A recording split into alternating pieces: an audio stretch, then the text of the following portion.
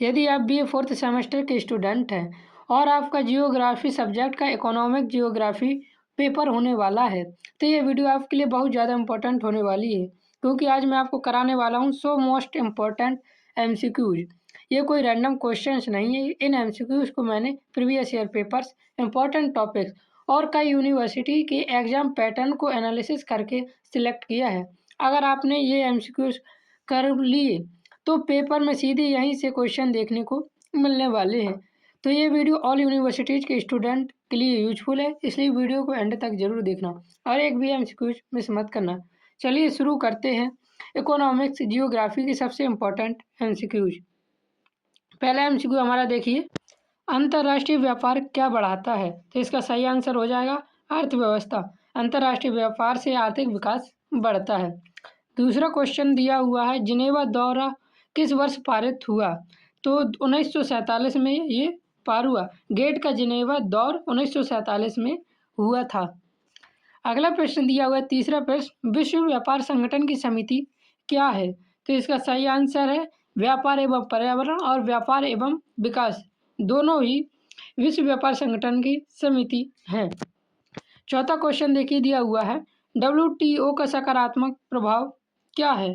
तो डब्ल्यूटीओ अंतर्राष्ट्रीय शांति, आर्थिक विकास और सुशासन, ये तीनों ही डब्ल्यूटीओ के सकारात्मक प्रभाव हैं। पांचवा प्रश्न देखिए दिया हुआ है, सार्क का पूरा नाम क्या है? तो इसका सही आंसर हो जाएगा South Asian Association for Regional Cooperation. SAARC का पूरा नाम है। सार्क दक्षिण एशियाई देशों का एक संगठन है, ये याद रखना। छठा प्रश्न दिया हुआ है, भारत का सबसे बड़ा ट्रेड पार्टनर कौन है? इसका सही आंसर हो जाएगा अमेरिका। हाल के वर्षों में अमेरिका प्रमुख साझेदार है। तो क्वेश्चन नंबर 7वां है, निम्नलिखित में से कौन ग्लोबल व्यापार ब्लॉक नहीं है? तो इसका हमारा सही आंसर हो जाएगा नाटो। नाटो सैन्य संगठन है, व्यापार ब्लॉक नहीं है। सार्क, एशियन और ईयू ये व्यापार ब्लॉक हैं। 8वां क्वेश्चन दिया हुआ है, भारत में निर्यात प्रक्रिया क्षेत्र का उदाहरण कौन सा है? तो इसका सही आंसर है नोएडा SEZ निर्यात के लिए बनाया गया है। अगला प्रश्न देखिए 9वां दिया हुआ है, चतुर्थ अर्थव्यवस्था का उदाहरण क्या है? तो चतुर्थ अर्थव्यवस्था का उदाहरण सॉफ्टवेयर एवं शोध, यह ज्ञान आधारित अर्थव्यवस्था होती है, उसे चतुर्थ अर्थव्यवस्था कहते हैं। 10वां प्रश्न है हमारा, ग्रेट लैक्स क्षेत्र किस लिए महत्वपूर्ण है? तो यह उद्योग और जहाजरानी के लिए महत्वपूर्ण है। यह उद्योग और परिवहन केंद्र है। 11वां प्रश्न देखिए दिया हुआ है, विश्व का सबसे लंबा रेल मार्ग कौन सा है? तो इसका सही आंसर है ट्रांस साइबेरियन रेल मार्ग, यह सबसे लंबा रेल मार्ग है।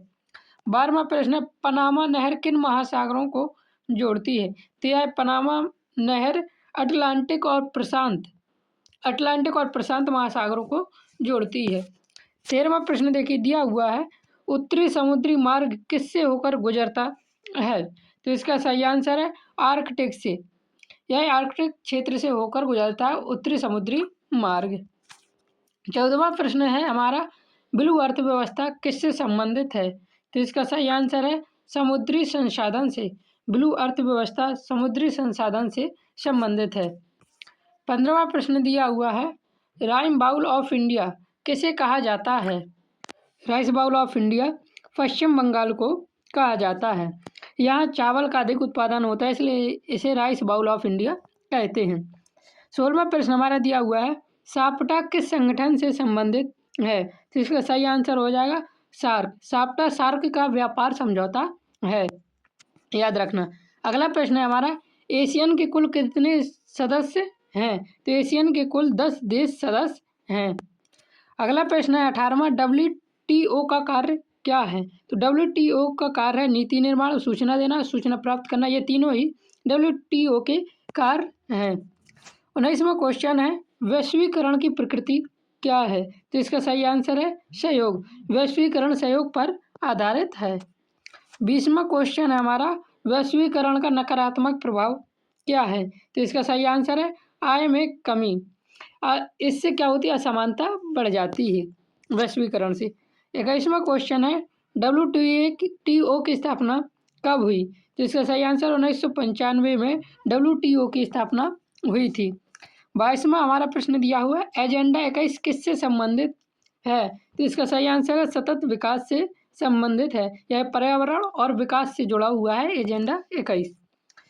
23वां क्वेश्चन है, सतत विकास का उद्देश्य क्या है? तो इसका सही आंसर आर्थिक विकास, पर्यावरण संरक्षण और संतुलन, ये तीनों ही सतत विकास के उद्देश्य हैं।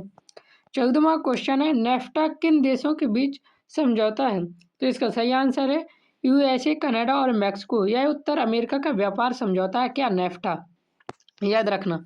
25वां क्वेश्चन है, क्योटो प्रोटोकॉल किससे संबंधित है? तो क्योटो प्रोटोकॉल जलवायु परिवर्तन से संबंधित है। इस प्रकार मैंने आपको 25 एमसीक्यू करवा दी है।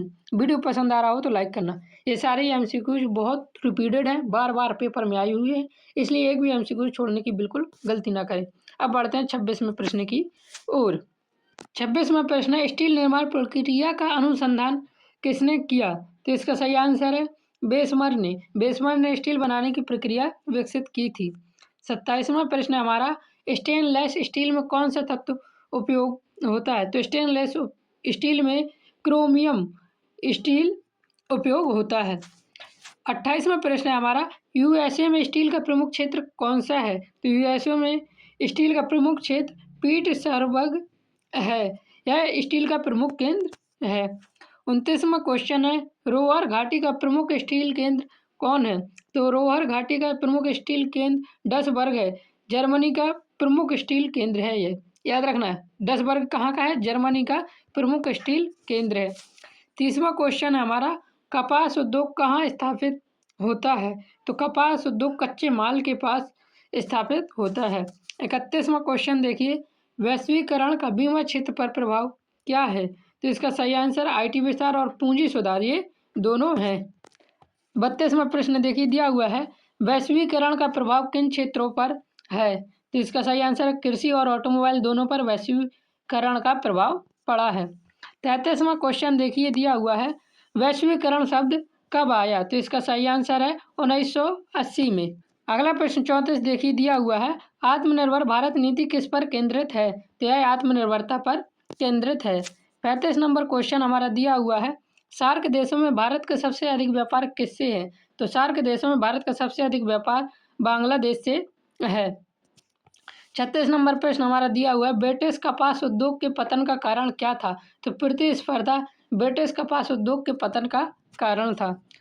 37 नंबर क्वेश्चन दिया हुआ, विश्व में गन्ना उत्पादन में प्रथम देश कौन है? तो इसका हमारा सही आंसर हो जाएगा ब्राज़ील। ब्राज़ील सबसे बड़ा गन्ना उत्पादक है। 38 नंबर क्वेश्चन दिया हुआ है, विश्व का सबसे व्यस्त समुद्री मार्ग कौन सा है? तो इसका सही आंसर है मलक्का जल डमरू मध्य, यह सबसे व्यस्त समुद्री मार्ग है। 39 नंबर क्वेश्चन है हमारा, सुएज नहर किन जल निकायों को जोड़ती है? तो इसका सही आंसर हो जाएगा रेड सी और भूमध्य सागर को सुएज नहर जोड़ती है।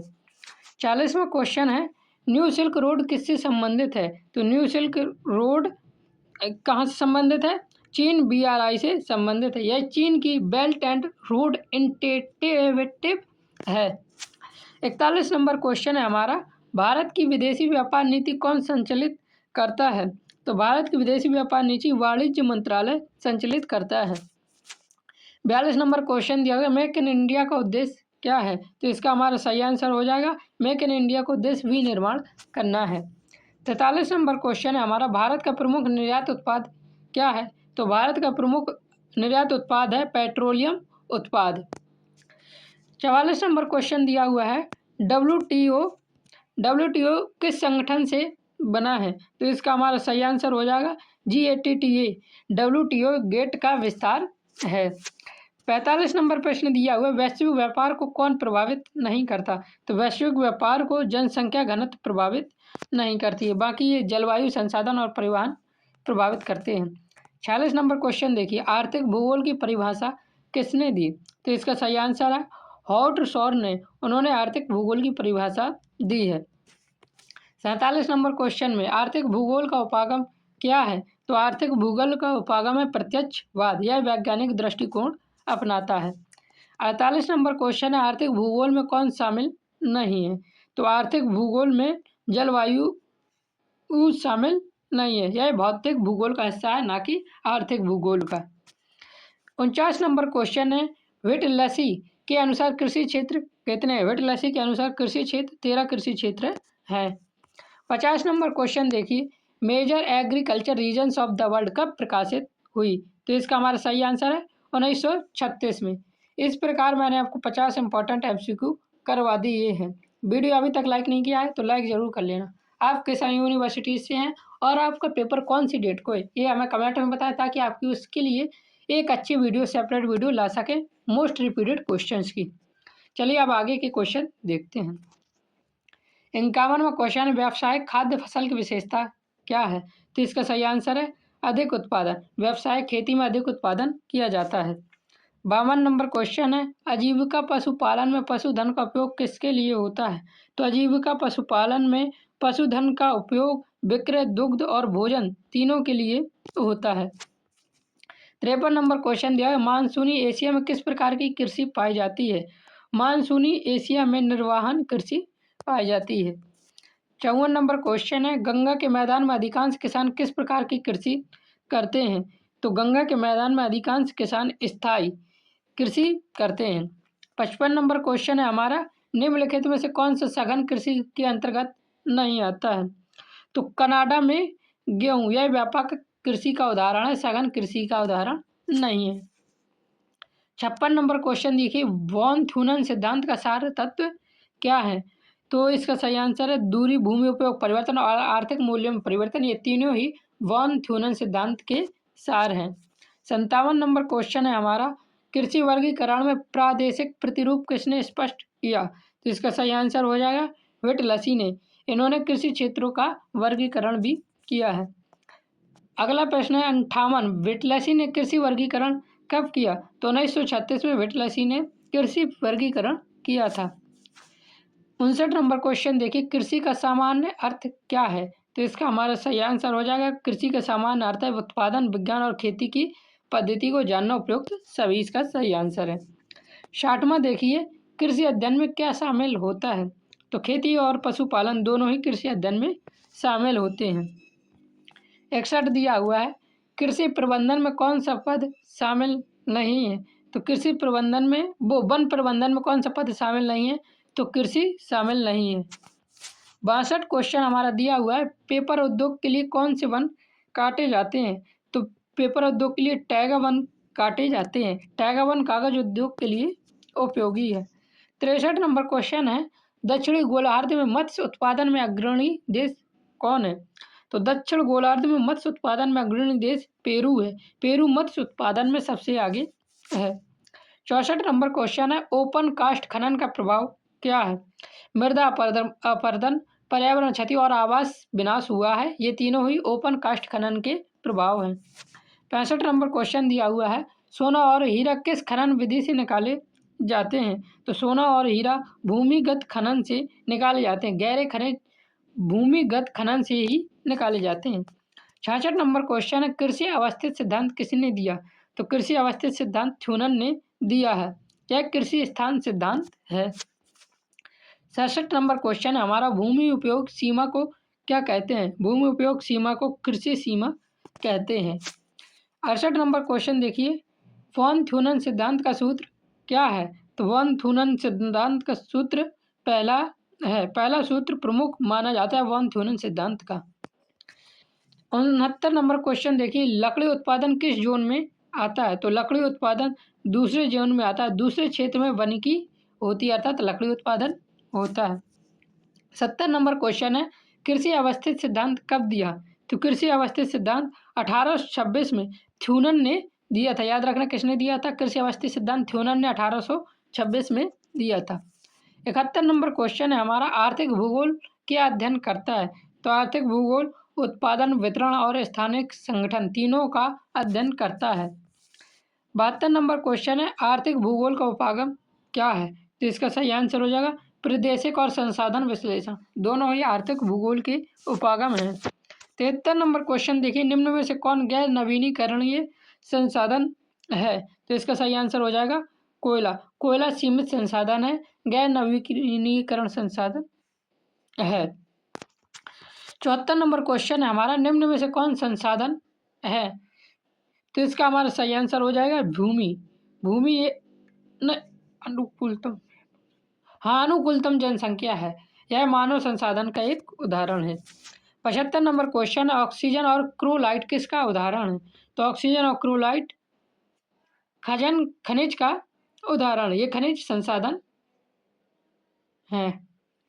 आपके मैंने 75 क्वेश्चन करवा दिए। अभी भी वीडियो को लाइक नहीं किया है तो वीडियो को लाइक जरूर कर देना। और आपका कौन सी यूनिवर्सिटीज का एग्जाम कब है ये भी कमेंट करें, मैं बार बार कह रहा हूँ ताकि आपके लिए मैं पेपर की MCQs ला सकूँ। 76 नंबर क्वेश्चन हमारा दिया हुआ है, नवीकरणीय संसाधन का उदाहरण कौन सा है? तो नवीकरणीय संसाधन का उदाहरण है सौर ऊर्जा। सौर ऊर्जा असीमित और नवीकरणीय है। 77 नंबर क्वेश्चन है, गैर नवीकरणीय संसाधन कौन सा है? तो कोयला गैर नवीकरणीय संसाधन, यह सीमित और समाप्त होने वाला संसाधन है, उसे नवीकरणीय संसाधन कहते हैं। 78 नंबर क्वेश्चन है, संसाधन क्या है? संसाधन प्राकृतिक वस्तुएं, उपयोगी वस्तुएं और मानव की आवश्यकताओं को पूरी करने वाली वस्तु संसाधन कहलाती है। तो इसका आंसर उपयुक्त सभी होगी। 79 नंबर क्वेश्चन है, मानव संसाधन का अर्थ क्या है? तो इसका सही आंसर है जनसंख्या, श्रम, शक्ति और कौशल, तीनों ही मानव संसाधन के अर्थ है। 80 नंबर क्वेश्चन है, आर्थिक गतिविधियों का वर्गीकरण कितने भागों में किया जाता है? तो इसका सही आंसर है 5 भागों में। प्राथमिक से पंचक तक 5 प्रकार के होते हैं। अब इनमें 5 प्रकार के थोड़ा क्वेश्चन देख लें, ये बार बार पूछे गए हैं। प्राथमिक क्रियाकलाप में क्या शामिल है? तो प्राथमिक क्रियाकलाप में कृषि शामिल है, दूसरे क्रियाकलाप में उद्योग शामिल है, तीसरे क्रियाकलाप में सेवा शामिल है, और चौथे क्रियाकलाप में शोध एवं सूचना शामिल है, और पांचवें क्रियाकलाप में उच्च स्तरीय निर्णय शामिल है। तो एक बार देखिए क्वेश्चन ये देख लीजिए, इसके आंसर आप ही बता सकते हैं कमेंट में। द्वितीय क्रियाकलाप क्या है? तृतीय क्रियाकलाप किससे संबंधित है? और चतुर्थ क्रियाकलाप का उदाहरण क्या है? और पंचमक क्रियाकलाप किससे संबंधित है? ये मैंने आपको एक साथ बता दिए। 86 नंबर क्वेश्चन है हमारा, परिवहन का मुख्य कार्य क्या है? तो परिवहन का मुख्य कार्य है वस्तुओं का स्थानांतरण करना। 87 नंबर क्वेश्चन है, संचार का मुख्य उद्देश्य क्या है? जानकारी देना, वस्तु भेजना, उत्पादन या व्यापार। तो इसका सही आंसर है जानकारी देना। 88 नंबर क्वेश्चन हमारा दिया हुआ है, अंतर्राष्ट्रीय व्यापार का आधार क्या है? तो इसका हमारा सही आंसर हो जाए संसाधनों की असमानता, जलवायु और जनसंख्या, तीनों ही अंतर्राष्ट्रीय व्यापार के आधार है। 89 नंबर क्वेश्चन है, व्यापार संतुलन क्या है? तो इसका हमारा सही आंसर हो जाएगा निर्यात और आयात का अंतर व्यापार संतुलन है। 90 नंबर प्रश्न दिया हुआ है, सकारात्मक व्यापार संतुलन कब होता है? जब दोनों निर्यात और आयात का अंतर सकारात्मक पूछा है। तो सकारात्मक जब निर्यात, सकारात्मक व्यापार संतुलन कब होता है? हाँ, जब निर्यात देखो तब सकारात्मक व्यापार संतुलन माना जाता है। नकारात्मक व्यापार संतुलन कब होता है? जब आयात अधिक हो तब नकारात्मक व्यापार संतुलन माना जाता है, अर्थात घाटे का सौदा। 92 नंबर क्वेश्चन है, परिवहन के साधन कौन कौन से हैं? तो इसका हमारा सही आंसर हो जाएगा जल, थल, वायु, ये तीनों ही परिवहन के साधन हैं। 93 नंबर क्वेश्चन दिया हुआ, पाइपलाइन परिवहन का उपयोग किसके लिए होता है? तो इसका सही आंसर है तेल और गैस के लिए, तरल पदार्थ के लिए उपयोगी होता है। 94 नंबर क्वेश्चन है, सबसे सस्ता परिवहन साधन कौन सा है? तो सबसे सस्ता परिवहन साधन जल है, जल में चलने वाली साधन। 95 नंबर क्वेश्चन है, सबसे तेज परिवहन साधन कौन सा है? तो इसका सही आंसर हो जाएगा वायु परिवहन सबसे तेज है। 96 नंबर क्वेश्चन दिया हुआ है, वैश्विक व्यापार को बढ़ाने वाला प्रमुख कारक क्या है? परिवहन, संचार और तकनीकी, ये तीनों ही वैश्विक व्यापार को बढ़ाने वाले प्रमुख कारक हैं। 97 नंबर प्रश्न, वैश्वीकरण का मुख्य उद्देश्य क्या है? तो इसका हमारा सही आंसर हो जाएगा व्यापार विस्तार वैश्वीकरण का मुख्य उद्देश्य है। 98 नंबर प्रश्न देखिए, आर्थिक विकास का मुख्य आधार क्या है? तो इसका सही आंसर है संसाधन, तकनीकी और मानव संसाधन, ये तीनों ही आर्थिक विकास के मुख्य आधार है। 99 क्वेश्चन है, सतत विकास का अर्थ है? वर्तमान और भविष्य का संतुलन सतत विकास का अर्थ है। 100 और आखिरी क्वेश्चन, आर्थिक भूगोल का मुख्य उद्देश्य क्या है? तो आर्थिक भूगोल का उत्पादन, वितरण और संसाधनों का अध्ययन, ये तीनों ही आर्थिक भूगोल के मुख्य उद्देश्य हैं। तो इस प्रकार मैंने आपको 100 इकोनॉमिक्स जियोग्राफी के इंपॉर्टेंट और रिपीटेड MCQs करवाए हैं। यहाँ से आपके पेपर में बहुत ज़्यादा से ज़्यादा क्वेश्चन देखने को मिलने वाले हैं। चैनल पर नया है तो चैनल को सब्सक्राइब कर देना, वीडियो पसंद आई हो तो लाइक ज़रूर करना। जय हिंद, जय भारत। और हाँ, पीडीएफ के लिए आप हमें टेलीग्राम पर मैसेज कर सकते हैं। जय हिंद, जय भारत।